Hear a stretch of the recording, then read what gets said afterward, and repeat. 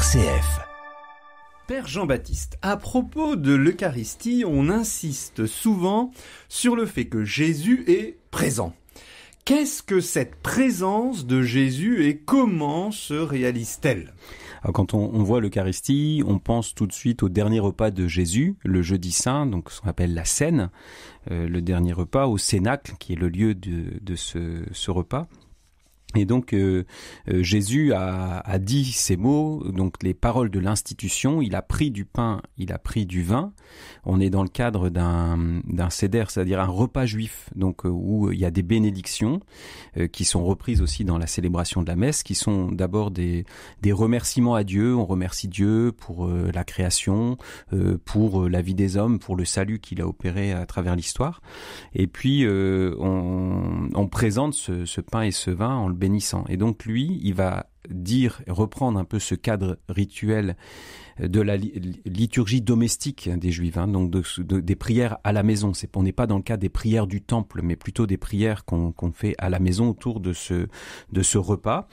Et donc là, il va dire des paroles tout à fait particulières. Sur le pain, il dit « Ceci est mon corps livré pour vous » et sur le vin, « Ceci est mon sang versé pour vous ». Et ces paroles, elles se comprennent dans la dynamique de la Semaine Sainte parce que le corps de Jésus va effectivement être livré le vendredi saint et son sang versé le vendredi saint sur la croix, et donc ensuite le corps repose au tombeau et ce corps ressuscite au matin de Pâques. Et donc on comprend que quand Jésus réapparaît à ses disciples, il va se faire reconnaître au partage du pain, donc il va refaire ce geste qu'il a fait avant sa mort sur la croix et sa résurrection.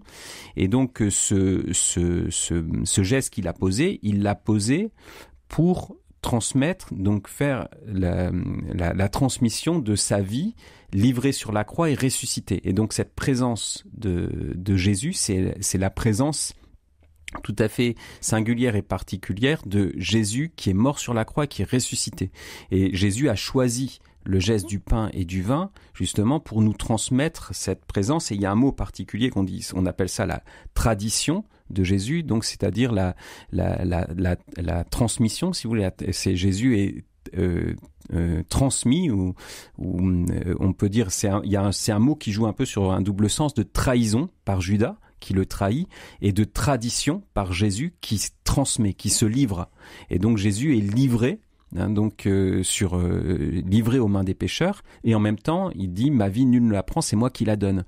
Et donc il choisit, on voit qu'il reste maître tout le long de sa passion, parce qu'il choisit ce moyen de l'Eucharistie pour livrer sa présence, donc dans ce qu'on va appeler la tradition des apôtres, donc la façon dont Jésus est transmis. Et donc l'Eucharistie va accompagner vraiment la vie de l'Église depuis le début jusqu'à aujourd'hui.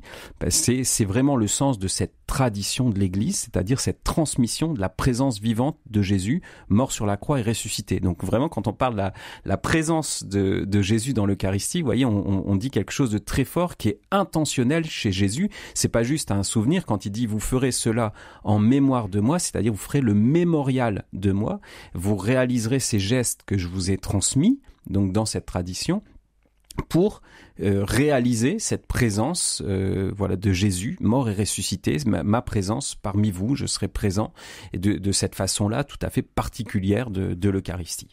Alors les évangiles sont formels, c'est « ceci est mon corps, ceci est mon sang » et pas « ceci ressemble » et le symbole.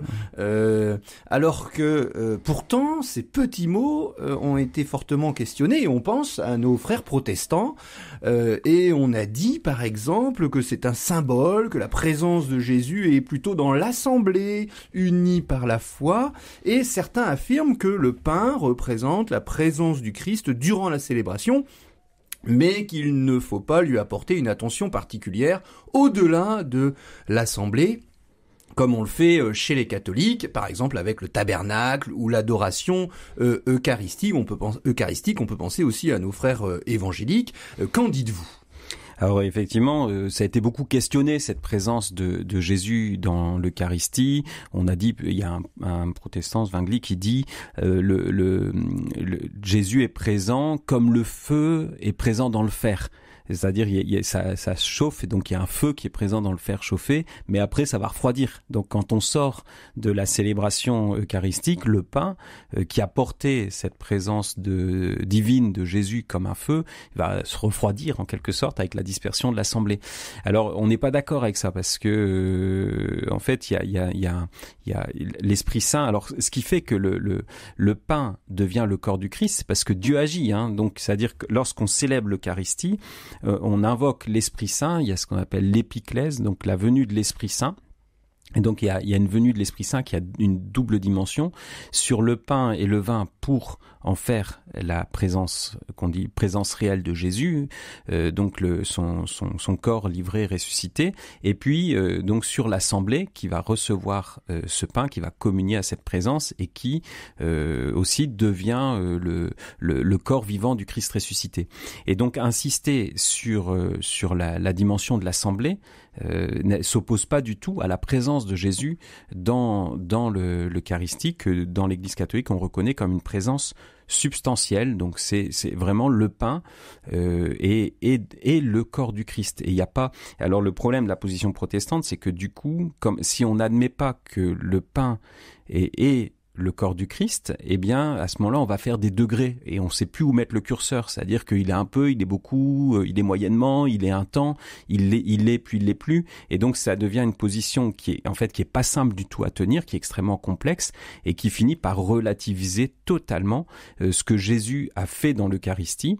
Et donc, la position catholique, elle est plus, m'excuse avec tout le respect que je dois aux protestants, elle est plus cohérente, elle est plus logique aussi, parce qu'on reconnaît l'action de l'Esprit Saint qui change le pain en corps du Christ, le vin en sang du Christ, donc et qui permet de communier à la réalité de ce que Jésus a vécu. Et donc cette présence, elle demeure, effectivement, elle demeure dans le pain qui nous est donné. Et on peut, dans l'adoration eucharistique, on peut aussi prolonger cette reconnaissance de la présence de Jésus qui avive notre foi, voilà, qui nous permet de le vivre plus intensément.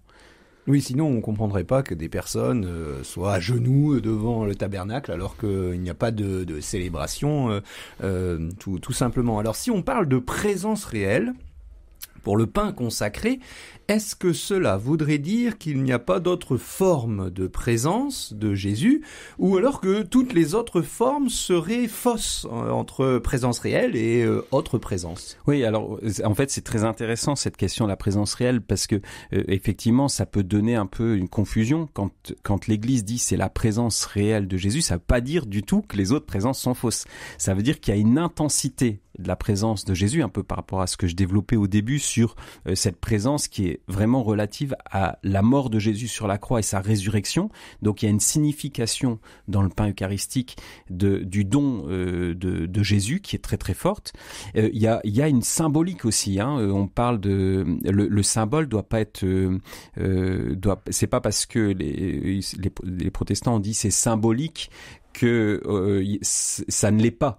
En fait, le pain est symbole de Jésus qui nourrit l'âme et le symbole ne s'oppose pas à la réalité de la présence de Jésus. Il est clair. Donc le pain est un symbole qui reste très fort, qui signifie ce qu'est Jésus pour l'âme, c'est-à-dire qu'il est nourriture. Il est comme le pain est nourriture pour le corps. Eh bien Jésus est nourriture simple, humble et pauvre et pour l'âme qui reçoit sa vie de Dieu. Et donc quand on dit que cette présence est réelle, c'est par rapport à une intensité en fait de cette présence qui va nous permettre de reconnaître davantage cette présence de Jésus. Mais donc on sait bien dans la foi chrétienne aussi qu'il y a une réelle présence de Dieu dans l'âme humaine.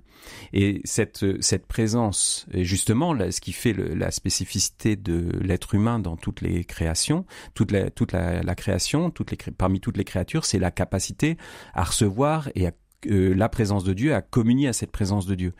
Et donc l'Eucharistie va permettre vraiment de réaliser le fait que l'homme et la femme sont créés à l'image de Dieu, capables de sa présence. Et donc l'Eucharistie permet de prendre conscience de la réalité aussi de la présence de Dieu dans l'âme humaine, dans la création, par sa bonté. Il y a une présence de l'Esprit Saint aussi à toute la création, voilà, qui est diffusée aussi dans la création. Vous voyez, mais donc en fait, c'est pas un mode de présence qui s'oppose ou qui va disqualifier les autres présences. Il y a bien sûr aussi une présence de Dieu. Évidemment, on peut penser à la parole de Dieu. Dans la méditation de la parole de Dieu, il y a une présence de Dieu. Vous voyez, et donc l'Eucharistie va permettre, en vivant de façon très intense cette présence de Jésus ressuscité, qu'on dit présence réelle, de vivre aussi toutes les autres formes de présence de Dieu, voilà, qui se déclinent de plein de façons dont Dieu désire nous sauver, nous donner la vie.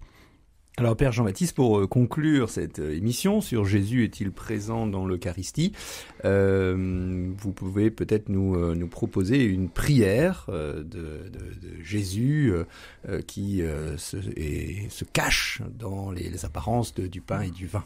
Seigneur Jésus, tu te caches dans cette Eucharistie autant que tu t'y montres. Tu y montres l'amour de Dieu et ta bonté. Donne-nous de pouvoir toujours reconnaître ta présence avec les yeux du cœur, de pouvoir t'accueillir. Viens nous purifier et nous vivifier. Et que cette présence eucharistique nous rende à notre tour bons et vivifiants pour ceux qui nous entourent. Que nous puissions aussi à notre tour nous faire nourriture pour nos frères et sœurs. Amen. Amen.